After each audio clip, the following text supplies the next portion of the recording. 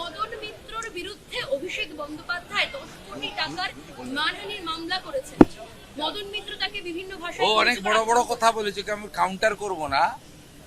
ওকে শুধু একটা কথা বলে গেলাম, ওর বাপের নাম যদি ঠিক থাকে আগামী লোকসভা ভোটে ডায়মন্ড হারবারে লড়বে, এইটুকু বলে গেলাম।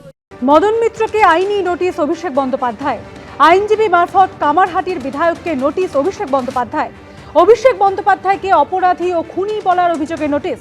19 জুলাই ফেসবুক পেজ থেকে লাইভ সম্প্রচারে অভিষেক বন্দ্যোপাধ্যায়কে আক্রমণ করেন মদন মিত্র।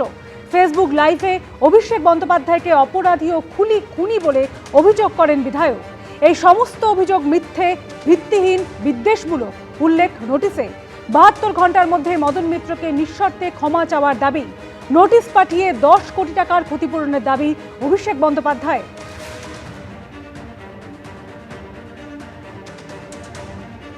মদন মিত্রর বিরুদ্ধে অভিষেক বন্দ্যোপাধ্যায় 10 কোটি টাকার মানহানির মামলা করেছেন। মদন মিত্র তাকে বিভিন্ন ভাষায় অনেক বড় বড় কথা বলেছে, আমি কাউন্টার করব না। ওকে শুধু একটা কথা বলে গেলাম, ওর বাপের নাম যদি ঠিক থাকে আগামী লোকসভা ভোটে ডায়মন্ড হারবারে লড়বে, এইটুকু বলে গেলাম।